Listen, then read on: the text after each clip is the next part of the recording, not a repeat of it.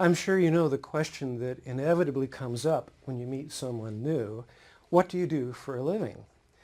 Well, in a society that assigns great value to a particular kind of work, you might be more than eager to share about your job or your position or your accomplishments. But if society considers your job to not be so important, you might dodge the question. Not very long ago, I was introduced to a man, and I asked him what he did for a living, and he literally mumbled something very quietly about working for the transportation department. And he said it so softly I really couldn't make out what he said. But his son was next to him, and he piped up and said, "He's a bus driver." Well, it was evident to me that this man was embarrassed to tell me what he actually did for a living. And this is so unfortunate because the work of a bus driver is part of what God wants done in the earth. Does God want people to get safely from point A to point B? I think he does. Speaking of transportation and the work of the Lord, I can't help but think of Don Flo. He's the owner of Flo Automotive. It's a chain of automobile sales and service outlets on the East Coast of the United States. I once heard Don Flo speak at an event at Seattle Pacific University, and I was so impressed I asked for permission to share parts of that speech with others, and I'd like to do that with you right now. But before I do, I'd like to remind you of a question that I asked after we saw the story of Jack Van Hardesveld, the hotel salesman, in the last session. The question I asked was, what if every follower of Christ were to integrate his or her faith into the workplace as Jack Van Hardesveld has done? Well, the fact is, I really think it would turn the world upside down in short order. Followers of Christ are already sprinkled like salt throughout the full spectrum of society right now. Os Guinness says in his great book, The Call, which we'll talk about more in session 12, he says, the problem with Western Christians is not that they aren't where they should be, but that they aren't what they should be where they are. Well, let's add Don Flo to the list of great examples. Here's a portion of that speech I heard at Seattle Pacific that I want to share with you.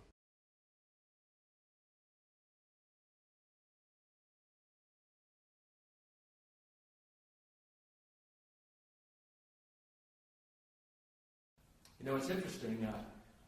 You'll go through Christian magazines. You can go to seminars on how to live love in marriage and how to live love as a parent and how to live love in urban setting and how to live love in third world nations and everything else. You just can't read about how we're actually supposed to live love in the workplace. What does that really look like? It means expecting God to break into our daily life, giving us the opportunity to care for people in the name of Christ.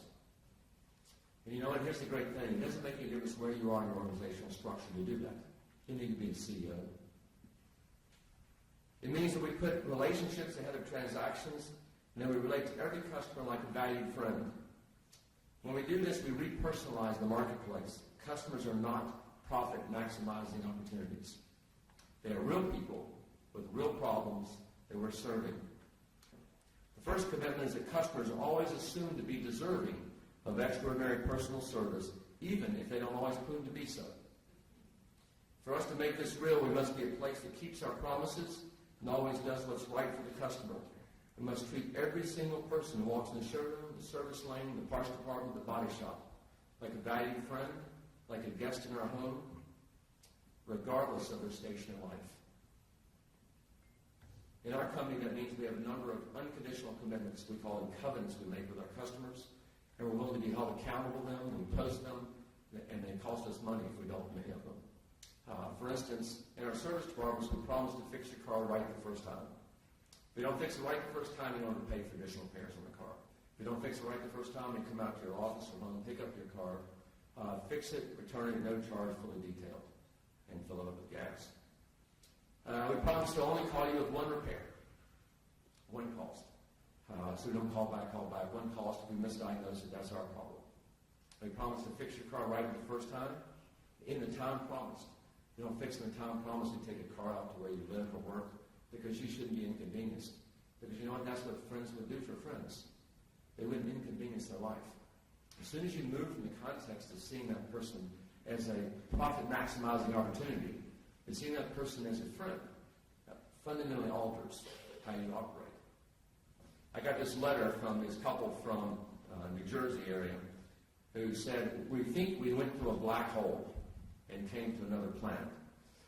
We were traveling down with our family in a van to Orlando for the Disney World. It was our family's big trip, and the kids have always dreamed of going to Disney World. And at 9 o'clock at night, our van broke down. We called AAA, and they said, your Chevrolet dealership was the only dealership open that late at night. And so they came in, and the service advisor, the person that kind of writes you up, they came and told their story, and their transmission was locked up, had to be towed in. And so they told him that this was the only free time they had. He had 1 week off a year from his job, and the transmission looked like, it was going to be down, etc. So the service advisor went back and talked to the technician and said, would you consider staying all night? Told the story where they were. Went back and called his wife and said, guess who's coming home for dinner tonight? In fact, to spend the night. Let's see if we can get the couch out. And so we did all that. They cooked dinner. Technician, he stayed with the technician. They stayed all night. At 7 o'clock in the morning, they wrapped the car up, and the folks went on. I didn't have any knowledge of this at all. And so the people wrote me this letter and said, is this like normal? If it is, we're like moving down here.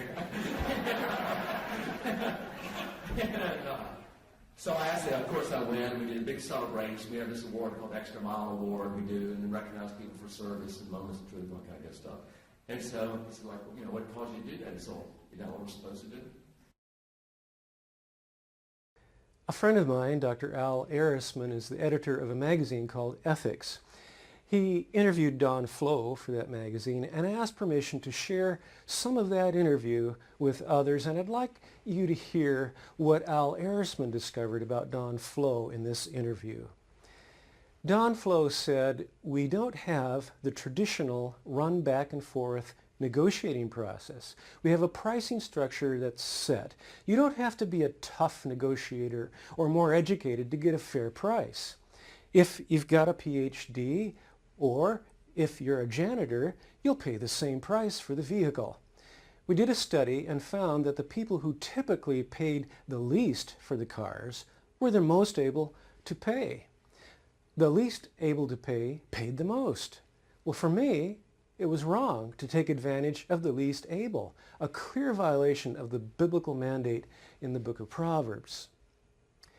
He goes on to say, we want to be transparent to our customers. We share all of our information with our customers. In our appraisal process of a car, we go online together with the customer, pull up all the auction reports, Kelly Blue Book, NADA Black Book. We have kiosks in our showroom floors so people can go online. So we try to accommodate the customer at every step in the way they'd like to buy a car. In our operating principle, the customer is in control of the process, and our job is to help the customer in that process. We have a housing assistance program for all entry-level employees. If they save money, we match their down payment to buy a house. But in the end, it can't just be about these things. It must extend to treating each employee as a valued, respected person. We build Habitat for Humanity homes together, and we are involved in dozens of United Way agency programs which we either volunteer for or help start as a company. We are heavy investors in education, from inner-city programs up to universities. We have started inner-city educational programs and underwrite them. And then he says this, I have a real sense of God calling me to this work.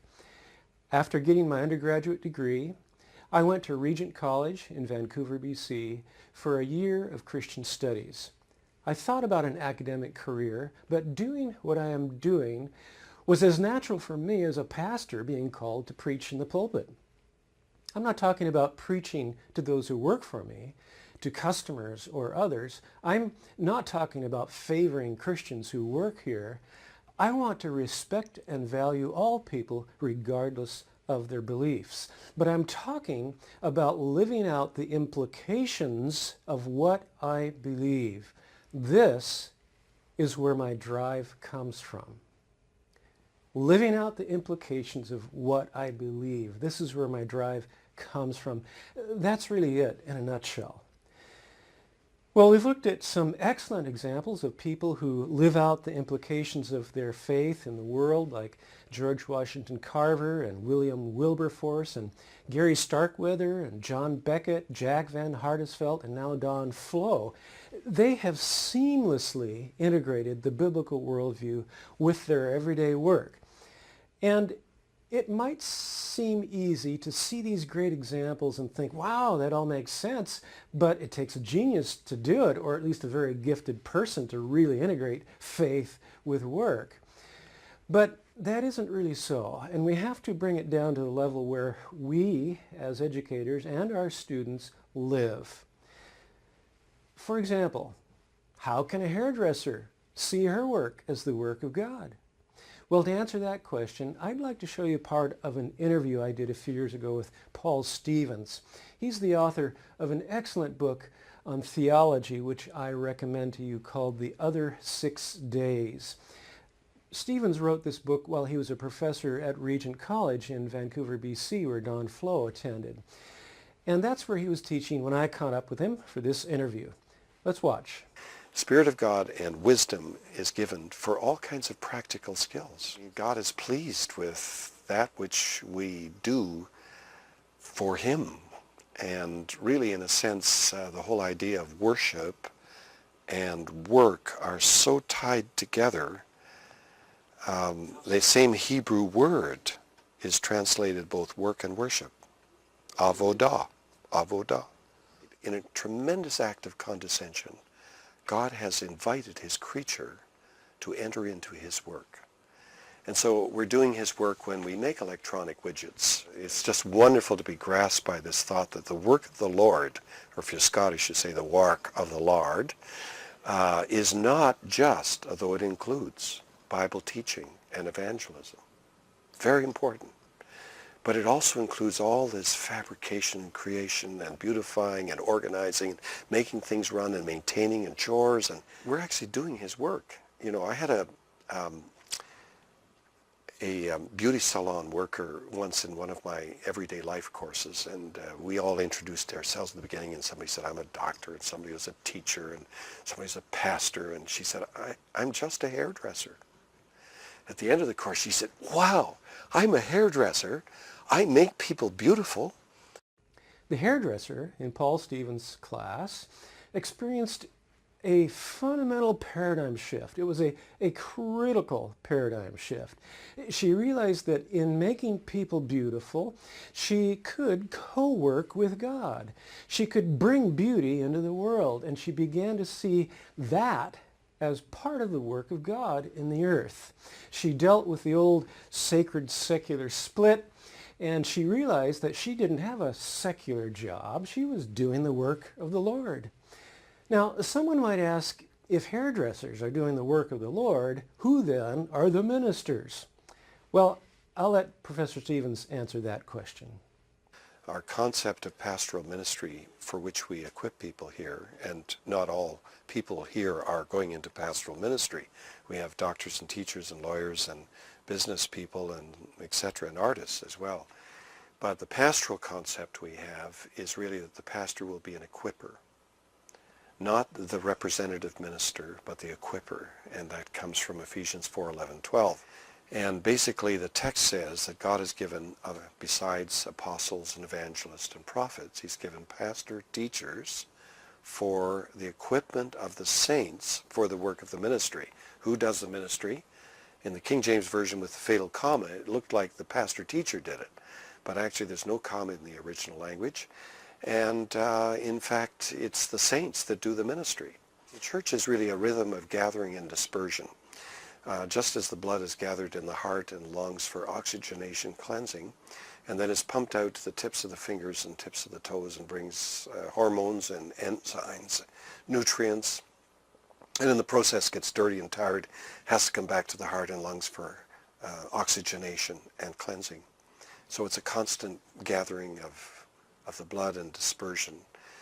And in a sense, you can't take a still picture of the church. You can only take a motion picture, or better still, an angiogram of the church. So-called laity, and that word's not a good word, but non-clergy members of the people of God cannot liberate themselves.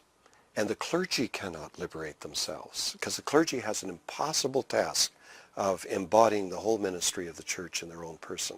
They have to liberate each other. The clergy has to begin to empower, encourage through teaching, through modeling, through understanding the systemic life of the church and working with that, recognizing the providential and God-given place that God has placed every member of the church in homes and workplaces and societies and schools and all the rest of it. So they're dispersed in very strategic places. Now, this might be a new concept for some of you watching this, and it may be a little bit out of your idea of the Lord's work, and if so, I urge you to read Paul Stevens' book, The Other 6 Days. The topic of theology of work has really gained renewed attention over the past 20 years or so. Now, I say renewed attention because Martin Luther paid a lot of attention to this 500 years ago.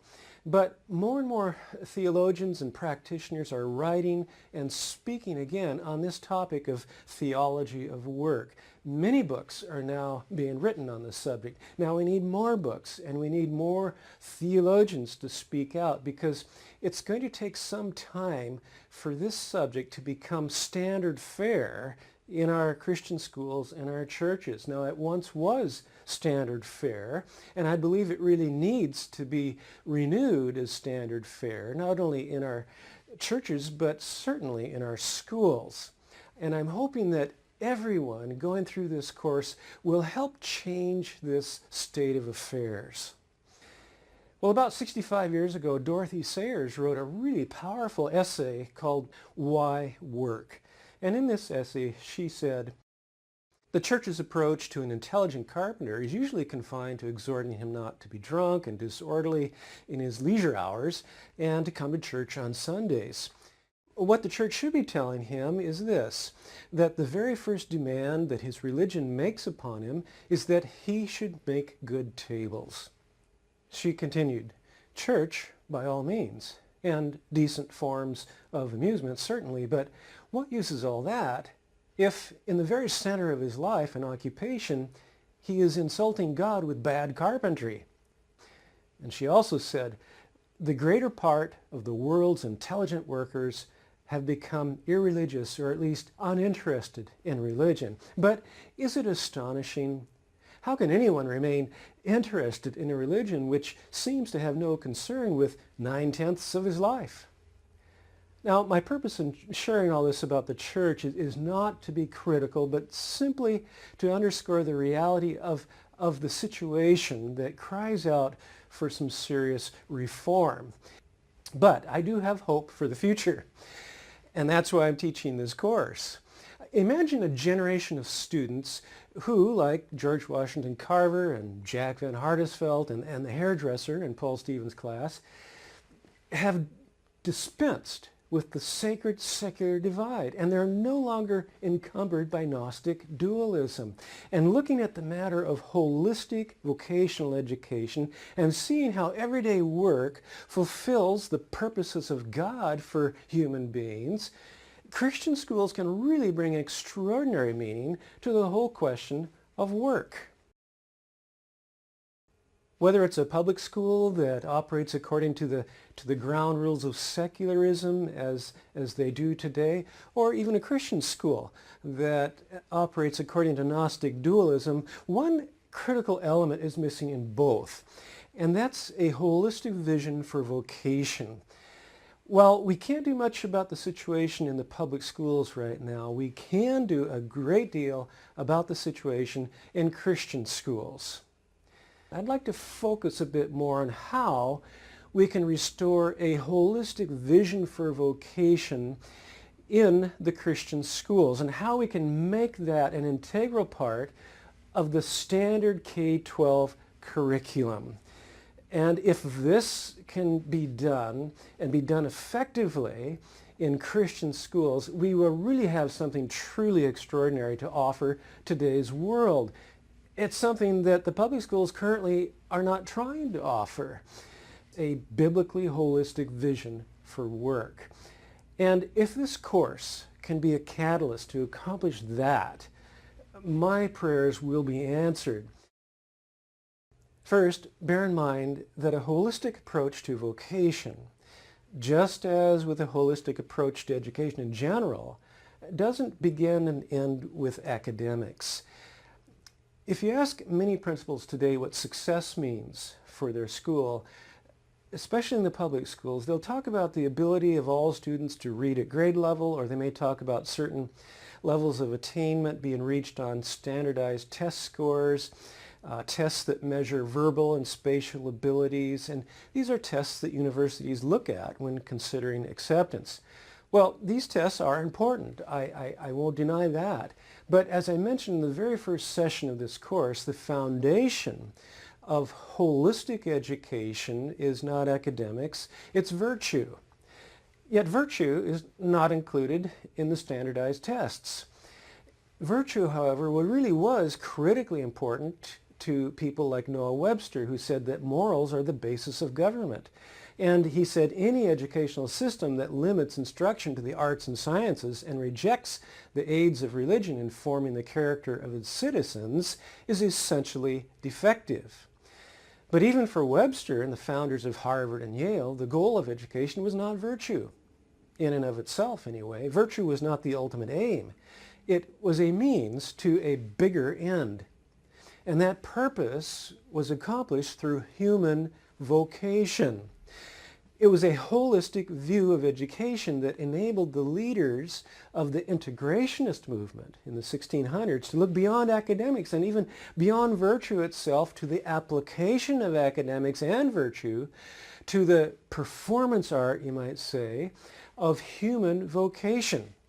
As William Ames put it, from fish farming to cartography. Now, the Puritans' curriculum of the Technologia, which we mentioned way back in the second lecture, that curriculum that came out of the integrationists' work in the 17th century really provided a driver for early Harvard and Yale.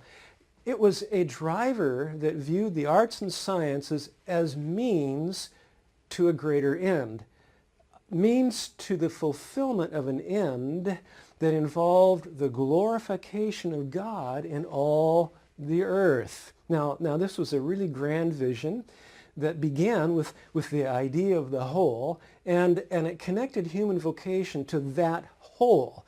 It was a vision that embraced the idea that the God of the Bible really does exist, that he created all things, things that can and should be understood and governed by human beings, and that this discovery and understanding should lead to an imitation of God himself, picking up where he left off in the creative process, carrying it further as George Washington Carver did.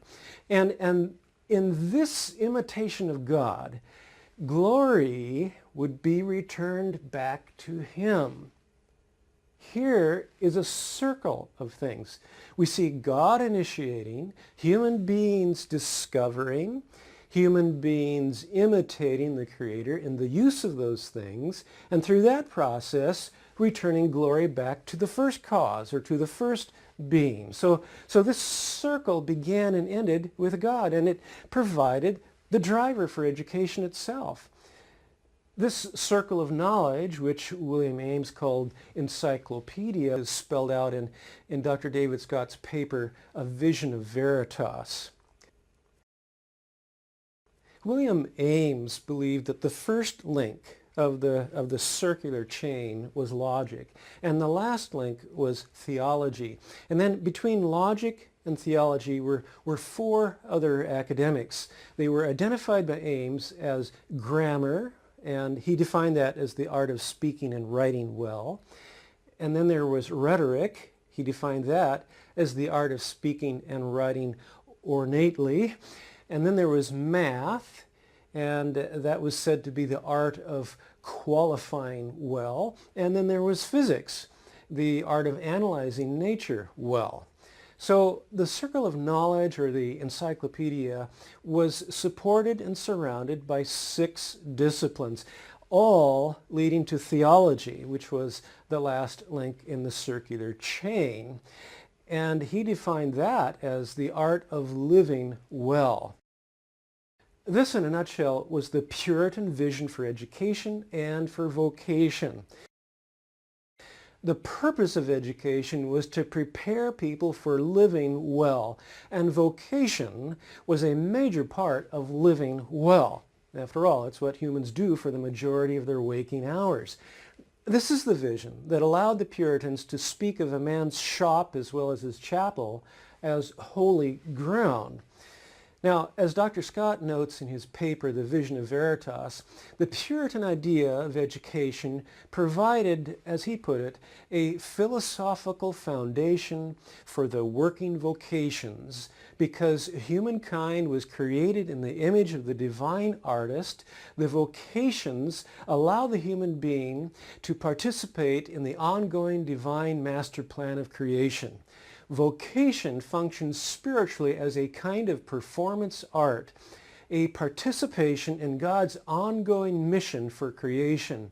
Through this circular pattern of the created order, humanity can fulfill its cultural mandate, Genesis 1:26-28, and return glory back to God. Now, fulfilling the first commission of Genesis 1 through, as Dr. Scott put it, the performance art of vocation, that is what provided a driver for education in the early years of Harvard and Yale. Now, it was a driver that linked education with the overarching call of fulfilling the first commission of Genesis 1, ruling over the material world as God's co-workers, imitating him by developing the raw materials that he provided for us, creating and shaping them into new things. And like Carver did, this was the practical way that human beings glorified God, and this was what brought extraordinary meaning not only to education but to all of life in the here and now. Now, this driver of education, which really was birthed out of the Reformation in Northern Europe, and it was carried into the field of education by the integrationists like John Comenius, all that had a profound effect on the development of the Western world. Well, it's nice to think that maybe someday the monopoly that secularism currently holds over the public schools will be replaced by a truly market-free system.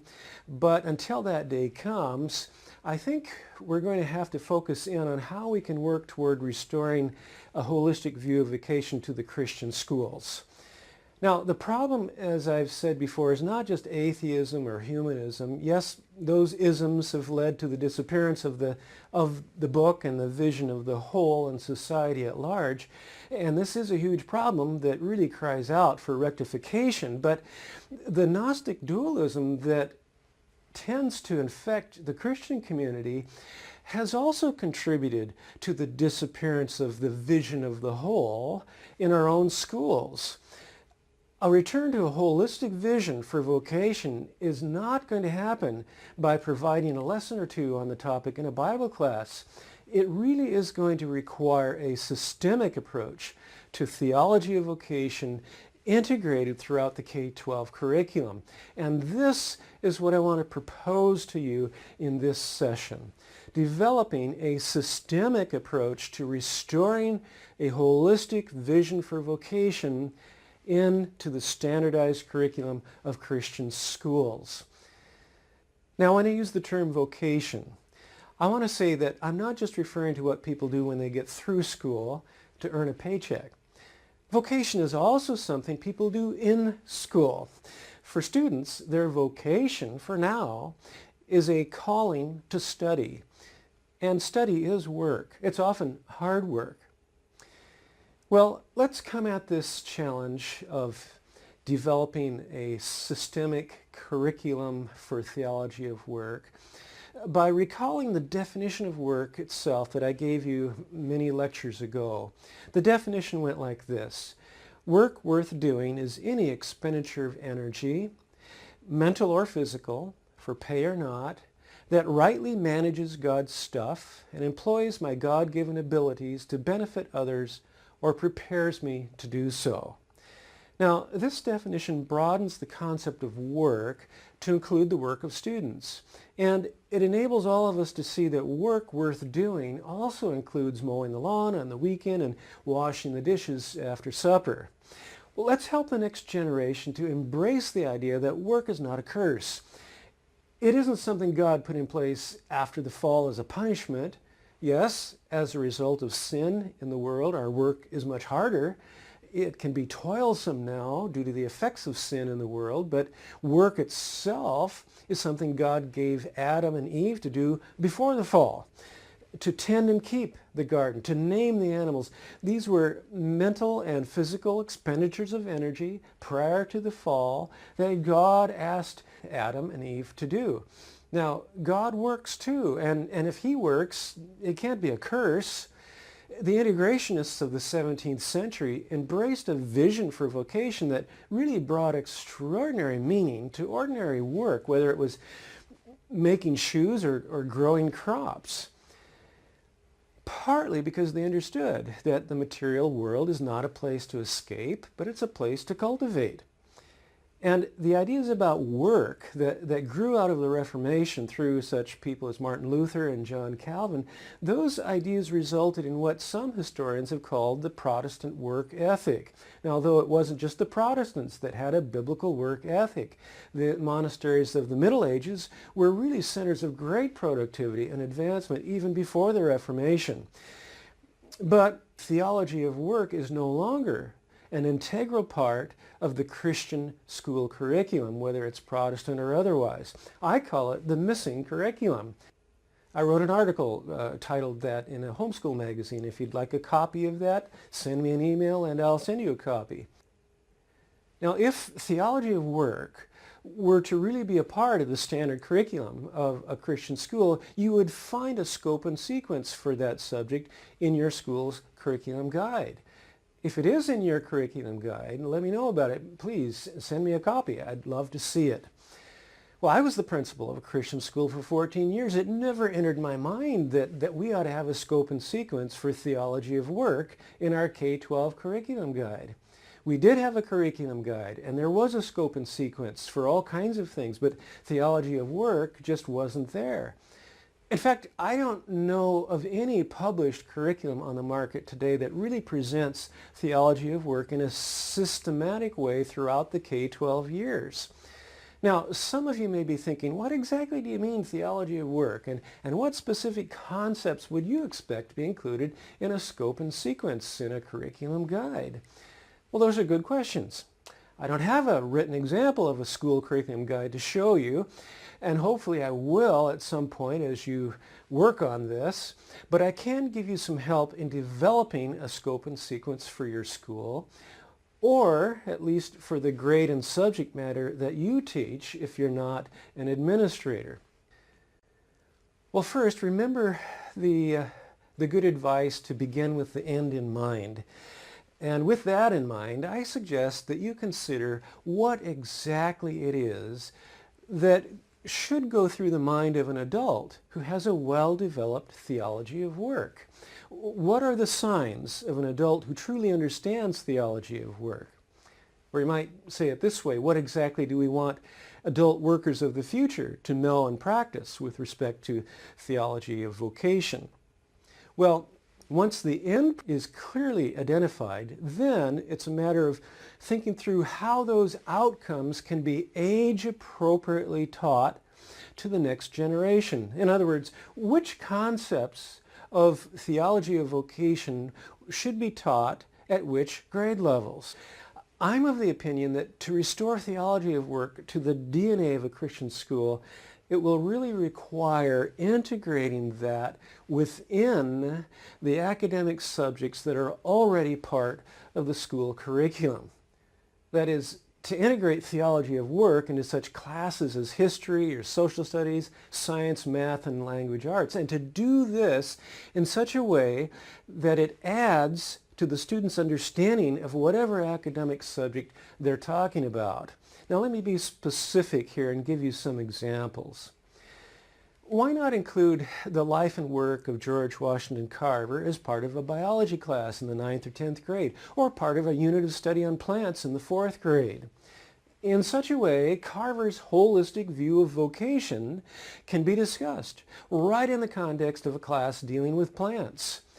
Why not do a study on the biblical view of craftsmanship in an art, media, or shop class, and include some of the concepts I shared with you in the lecture called Have You Ever Seen a Secular Color?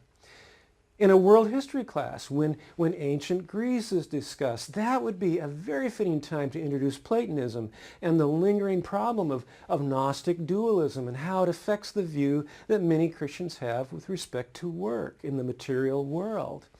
And why not include Gary Starkweather and his holistic view of technology as part of a computer skills class? It fits. It makes sense. It connects technology with the bigger picture of the doctrine of vocation. And it does it in a very fitting way within the context of the academic subject itself. It's not an add-on. It's an integral part of the academic discussion. It rounds it out. It makes it whole. Certainly a unit on theology of work would be essential for a number of topics that come up in social studies.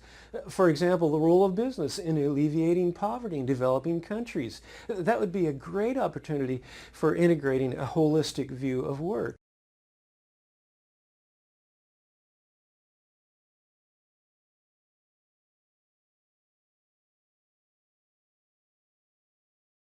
The best of business's mission is a right understanding of business and a holistic understanding of mission put together. I think if you recognize that God cares about business as the means of distributing goods and services throughout his world, then I think you realize that that view of business taken to a third world country to bring hope to people that are economically deprived in the name of Jesus Christ can be a very wonderful thing.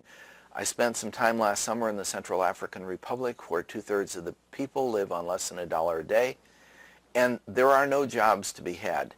If we could create jobs for them, these people could be fulfilled in these jobs and use their God-given gifts, yes, to get money because they need it, but even more than that would be to do the work to the glory of God. So being able to create the opportunity for these people to do work is a really important thing. So you see that as one way to address the issue of poverty? Absolutely. And I do believe that as Christians in bringing about reconciliation in our world, our role in helping bring reconciliation in this area of brokenness is a really important task. I would define the word gospel in a very holistic way. It's really interesting that you look at Matthew 28, which is the standard scripture that we use to talk about the Great Commission. And in that it includes personal salvation, it includes the transformation of nations, it includes making disciples of people. So I think discipleship, transformation, and personal salvation are all encompassed in the gospel as I see it in the scripture. Sin has really permeated work as it has every other aspect of life. I believe as Christians we're called on to give hope. And so we can not only tell other people about the saving power of Jesus Christ, but we can show them that there is another way to do work, that we can in fact get joy from our work, that we can do our work in a right way, that we can have right objectives, that we can treat people well, etc., etc. So it's a platform for all of those things. That really broadens the word evangelism. Yes, it does. But we have to be very careful because sometimes when we broaden it, we forget about being born again. Yeah. And of course, we have to think of every aspect of this. If you take care of the physical needs and don't share with people the good news of Jesus Christ, what have you done? These are tightly entwined, and too often as Christians we have pulled them apart and said, well, this is more important than this. And I don't think Jesus says this is more important than this. He said all this is important.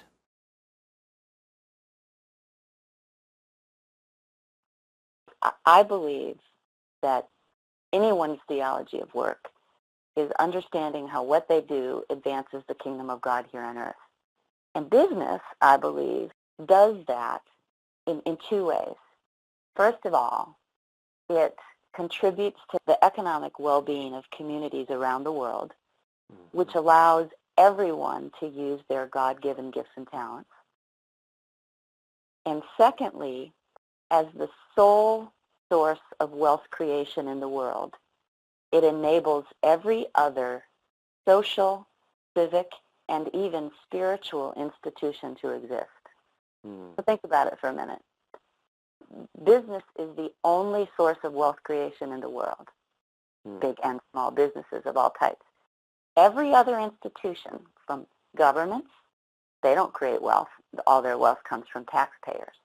Hospitals, schools, churches, every NGO, every 501c3 organization is actually a consumer of that wealth. So businesses' role is to generate wealth through not only the creation and sale of products and services that people need and want, but also through the creation of jobs so that that wealth is sustainable through the taxes and salaries and also the generous giving of businesses and of business people as well. So without successful, ethical, sustainable business playing its role in the world doesn't work. I feel God's pleasure in both the product and the process of my work because of the way it enables so many people around the world to use their God-given gifts for good and for God. So I'm suggesting that we enfold a systematic approach to theology of work into already existing subjects. Yes, in the Bible class, but also the other academic classes as well. And I believe this is the most fitting way to go about the restoration of a vision for vocation. Whatever grade level you teach, whatever academic subject you deal with, consider ways in which you can intentionally incorporate theology of work into the academic subjects you're already teaching. Weave it into what you're already doing. Now, to really get theology of work back into the DNA of Christian schools, it's going to require more than individual teachers thinking of opportunities to link subject matter with theology of work. And that's better than nothing, but I really think a systemic approach that gets a scope and sequence into your curriculum guide in writing is the best way to go. Now, I said earlier that a good way to figure out a scope and sequence for theology of vocation in the whole K-12 curriculum would be to first figure out what's the end product and then figure out how you can get to that end. Let me be a little more specific on that. For a suggested list of outcomes, I'd like you to take a look at 50 signs of a well-developed theology of work. If there's any document that I think spells out the end outcome in a very clear and concise way, this is it. This document is located in the course content area of your distance learning online platform in the Session 10 section. Go ahead and put this presentation on pause and retrieve that document and print out a copy. Now, many of the concepts on this list of 50 are probably already part of your Bible curriculum in most Christian schools, but the challenge is to specifically connect these concepts with a vision for vocation, and to do that throughout the entire academic program. So with that in mind, I would like to suggest that we take a look at a couple of statements on this document just to give you an idea of what I'm talking about. In about the middle of the first page, there's a statement that says, I realize God is present everywhere in my workplace, all the time. Okay, this is a vital truth for every worker to bear in mind, no matter what their age is. God sees all we do, and he's always there to assist when we need his help. Now the workplace of a kindergartner is the classroom, and the vocation of the kindergartner is learning. Now, I think some of you might be resistant to the idea of calling the classroom a workplace, and that's because the word work does not have a positive connotation in our secularized culture. This is another indicator that we need to redeem the word work. It's a positive word. It's a happy word, or at least it should be. We can help it to become such. Well, we can help kindergartners to own the idea that work is a good thing and that we were actually created to work. It's a godly thing to work. And in the process, we can make it a point in our kindergarten curriculum to emphasize the idea that God is present everywhere in my workplace all the time. Now, this idea isn't something that can be done in a single lesson, of course. It's something that would need to be reinforced many times at the kindergarten level in a variety of ways and in a context of many different academic subjects. Maybe it could be a recurring theme throughout the year. Well, the point here is that if a school seriously decides to make theology of work an emphasis at the kindergarten level, specific work-related concepts need to be stated in the official curriculum guide for all kindergarten teachers, both present and future, as a guide for them. This is a serious effort to focus on theology of work in the context of academic learning objectives throughout the year. Well, the next question to ask oneself is, at what grade level should that specific learning idea that God is present everywhere in my workplace all the time, where should that be reinforced? At what grade level and in what subjects? Well, these are questions only a given school can answer, but they are questions that can and should be intentionally addressed in the school's curriculum guide. We're talking about specific learning objectives here, introduced and reinforced at specific grade levels in connection with specific academic subject matter. That's the kind of intentionality this sort of a project requires. This is what will get theology of work and a vision for vocation back into the DNA of Christian schools.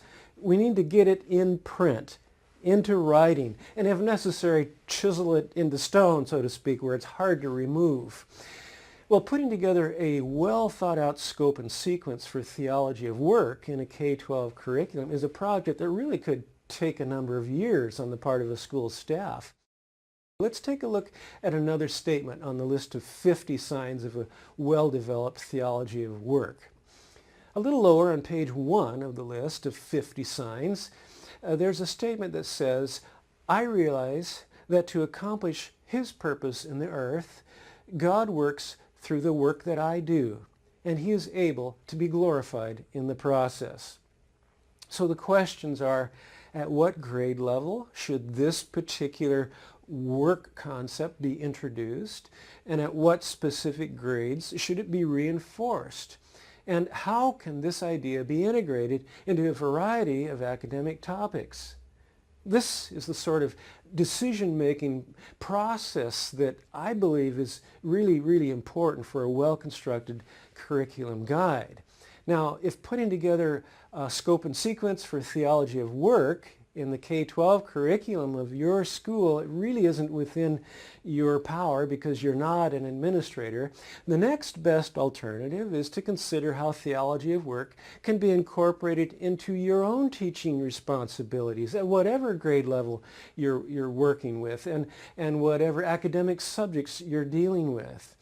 And if you're a pastor of a church, consider how you can incorporate concepts of theology of work into a series of sermons or sprinkled throughout the entire year in various places throughout the Scripture.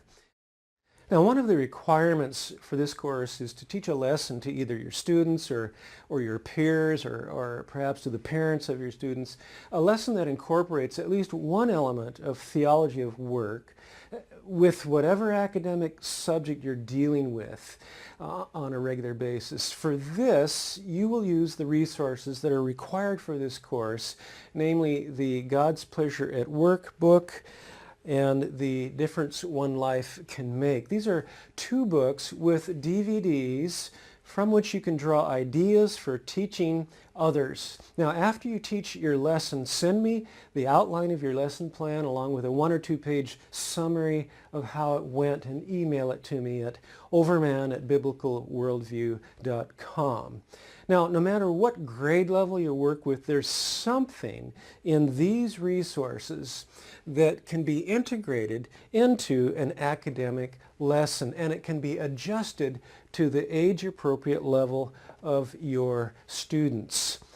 Remember the lesson you saw in session 6 of the preschool teacher who incorporated the first commission of Genesis 1 into her lesson on the growth needs of plants? Well, that's an example of the kind of integrative approach that I'm talking about here, an approach that combines some element of theology of work with normal academic objectives. Well, one of the things that I did when I was the principal of a Christian high school was to develop a program that afforded high school students the opportunity to gain work experience out in the community. And this program really became an integral part of the curriculum for all students in the 11th and 12th grade in our school. And I have to say it was one of the more successful programs that we did. And during those years, Peggy Kellogg was one of the high school teachers who oversaw the program, which we called Apprenticeship Training Program, or ATP for short. And I'd like to introduce you to Peggy and also to one of the students who participated in this program while Peggy was supervising it. So let's listen to this interview, and that will conclude this session. Well, here I am with Peggy Kellogg, who for several years was the supervisor of the apprenticeship training program at the school where I was the principal. She was a teacher there for 15 years, and she also has 15 years teaching elsewhere, so she has 30 years of experience as a teacher. We're really privileged to have her with us today. And along with Peggy, I'm excited to have a former student who participated in the apprenticeship training program, Susanna Scholl, her maiden name is Susanna Wells. Yeah. She's now a grown woman, married with 2 children. And we're doing this interview in a print shop because we wanted to provide kind of a workplace ambiance for this. Peggy, let me start with you. What was your role in making the apprenticeship training program work? My role was to be a supervisor of students, taking the student from the classroom to the work world. And through that goal, we had several stages that the students went through. First of all, we gathered a group of mentors, people in a whole variety of different fields. Where did you find good mentors? Well, we asked parents, do you have a job you'd like to come and explain to the students? What is your job description, basically? And then we would have the parents even recommend people that they worked with that they thought were somebody that they would like their students to know more about that particular field, that neighbor or relative church member was interested in. So we developed a pool of mentors. You really seem to thrive in your role as a supervisor for the apprenticeship training program. Why was it such a pleasure for you, Peggy? Well, I think that it was a good fit for me. Just like I want to share with my students that they find a job that fits their gifts. Right. I felt like this program really clicked with me and clicked with my kind of gifts, which was loving the students and wanting to train them to draw from them the best qualities that they had. Did you take any training for this position? Yes, I attended Seattle Pacific University to finish a master's degree there, and I chose curriculum and instruction because my 2 sons were learning so differently from each other that it really piqued my interest and my motivation to find out what were the different learning styles that they had, and then I wanted to apply that to my own classroom teaching. So I got training in learning styles, personality differences, and even would give my husband some of the tests, and he would say, oh, you can't give me a test like that. Nobody can test somebody's aptitude and job preference by taking a test. So I said, well, let me try this one, and it was a Yeah. Myers-Briggs type indicator, and he was like, wow, that really fits. It worked. And it was fun. So we you had the some- kids actually go through these tests to try to find the right placement for them. It's Right. kind of a matching.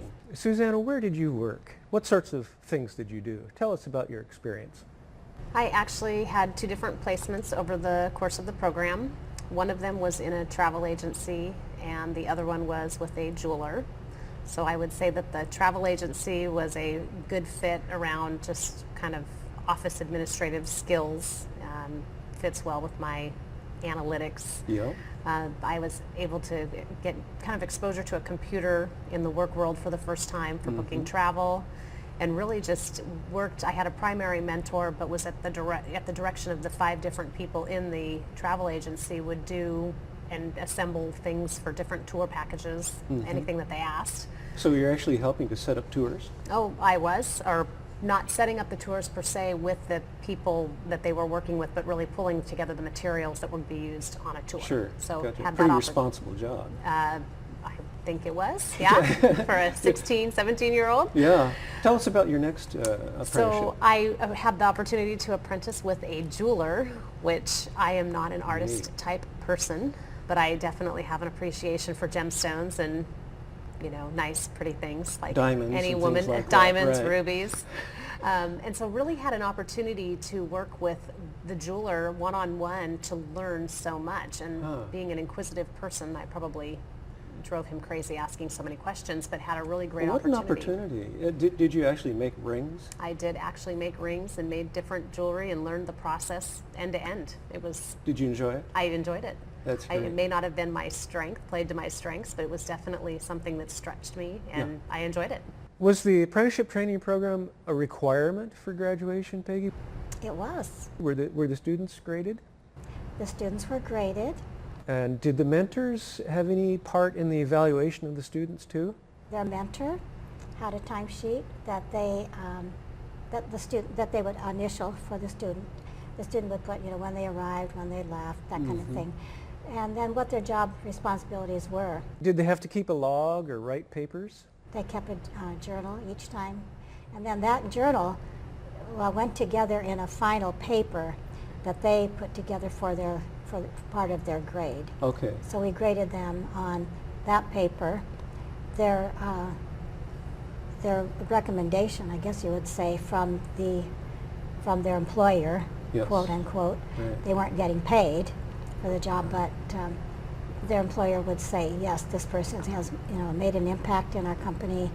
They're making a difference. They're here on time. They show up. There's good open communication, Right. and they work well with others, which was really important. As I recall, you spent a lot of time with the mentors out in the field. How often did you go out and visit a student on the job site? I would try to visit them 2 times during the quarter, and more if I could, but I would try to get around to at least 2 times a quarter for about 20 students who were placed. Susanna, how was the ATP experience scheduled into the school day? It was Tuesdays and Thursdays, Uh-huh. so from 11:30 in the morning till 3 o'clock in the afternoon. During the school day, we would go out and work with our mentors. Were the other teachers supportive of the program? Did they see it as an important part of the students' education? I don't think the program would have worked except that you prepared the staff so well, because your vision for the whole idea of work and worship and the total view of education is part of life. And what we do in life is worship. The way we act in life, the way we work is worship. And I think the teachers saw that when the students went out and had this apprenticeship training experience, it made their education so much more valuable. Do you think there was a positive sort of spillover effect on the other coursework the students were doing? Was there a sense of a little more maturity that was brought into the school? I would say there was a real level of maturity and a definite connection. It made the spilling over to what they were doing in the classroom much more relevant. It wasn't just an assignment. It was like, wow, this matters now. Yeah, yeah. Oh, Susanna, tell us the inside story.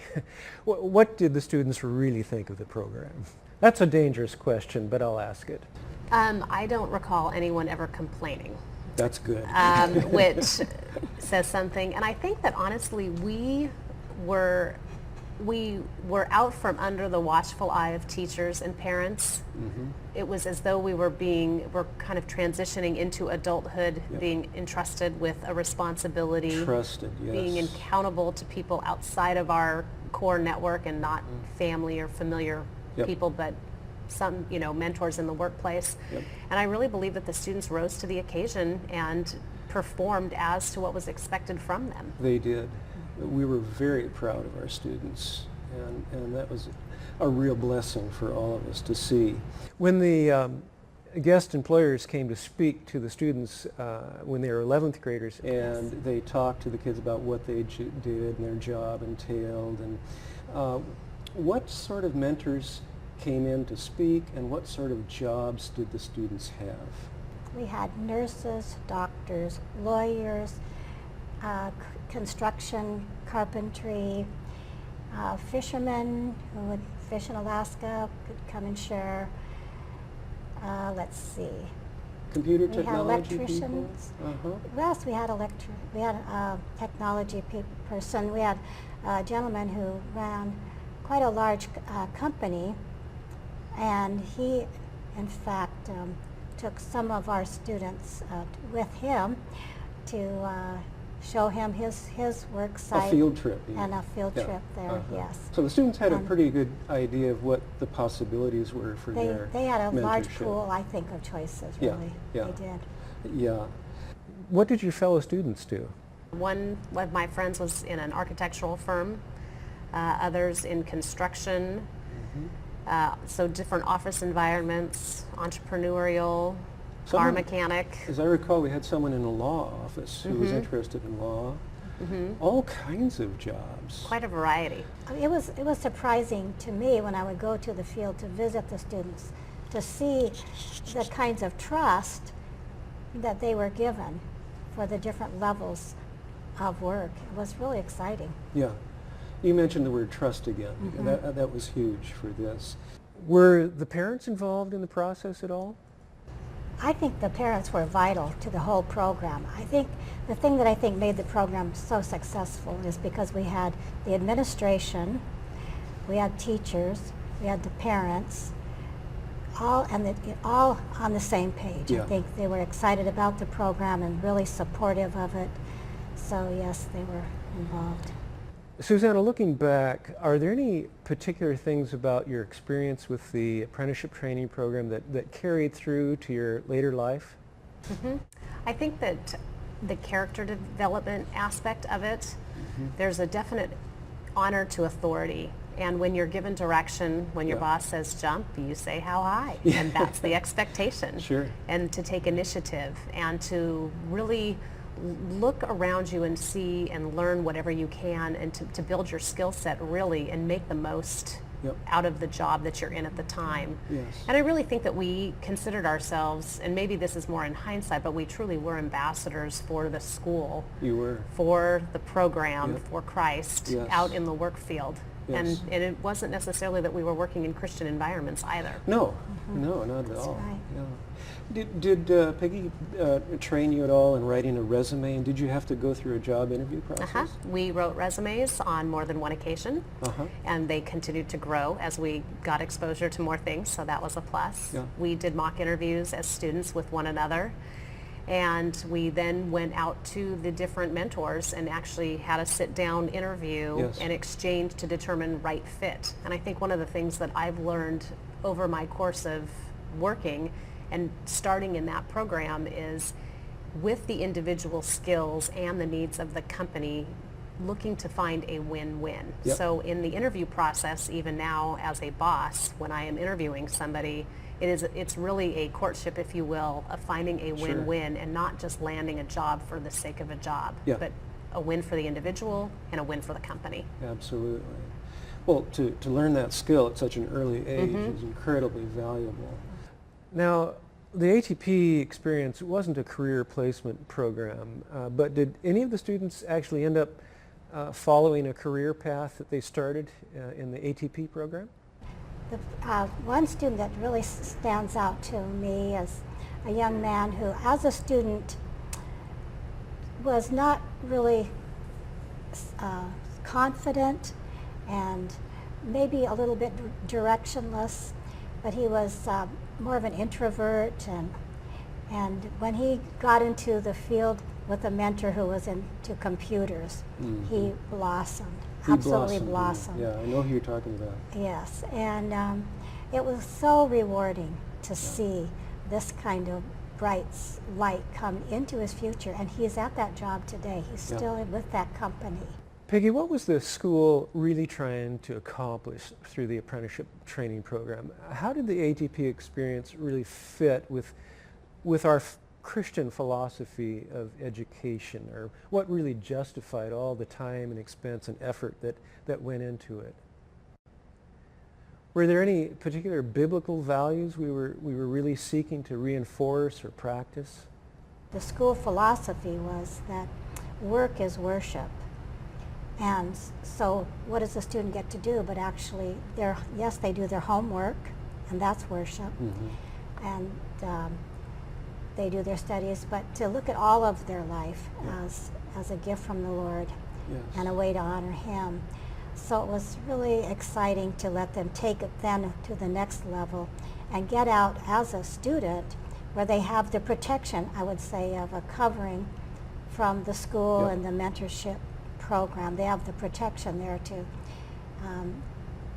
to be covered, but also to get out and try their hands at different things and find out what they really are gifted at, what their gifts really are. So it was a chance for them to seek the Lord and to develop character, to see a skill set in operation and develop other skill sets that they couldn't develop in the classroom. I think they returned to their classrooms with a greater vision for that, taking that test, for writing that resume, for learning how to write a good essay. They were going to have to do, maybe their boss could ask them to write a letter to this other company, and just having the background of knowing I know how to do that, building confidence into them that this education, my teachers are doing a good job. I'm learning how to function. You mentioned character development. That was pretty big, and there were occasions where there were rough spots that came, and it was real life, wasn't it? It was real life. There were That's issues right. that had to be dealt with, and through your guidance, they were dealt with well.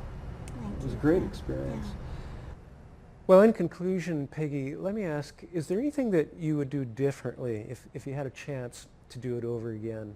What sort of advice would you give to any administrator out there who might be watching this and thinking, hey, maybe I should do that at our school? What are some of the key elements for starting and maintaining a really successful apprenticeship training program? Well, I think the administrator should have a vision for what he really wants from his school, and what the end result is that he wants or she wants for the student. They need to make sure that the parents and the teachers are on the same page with him in this vision, because it can't just be one person trying to push the program through. The teachers have to see the vision, and buy into it, and the parents have to agree that this is something that I think would be good for my son or daughter to participate in. I'm excited about it.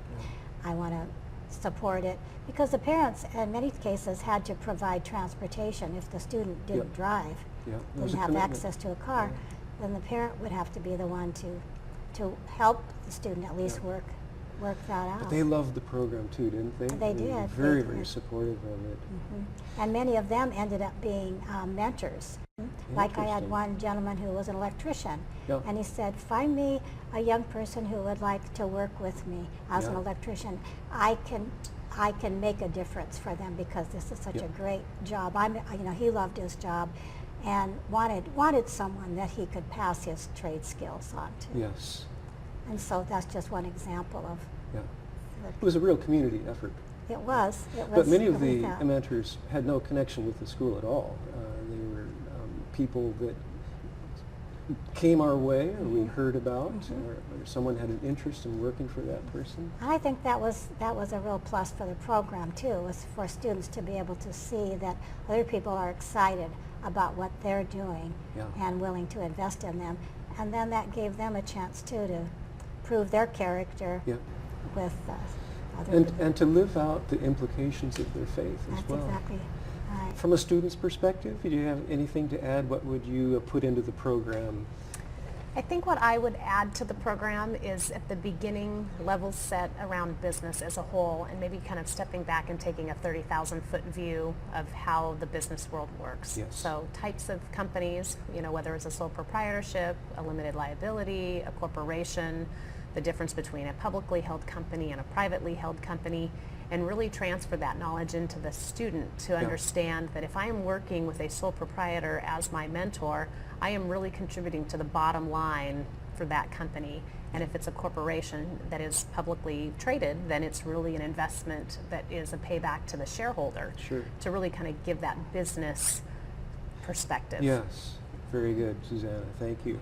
And thank you, Peggy, too, for taking the time to reminisce a bit and to share with others the rich experience through that program. And I believe that what you've shared today will inspire ideas in educators, I hope, all around the world. So thank you again for taking time to talk. Thank you. Thanks for mentoring me.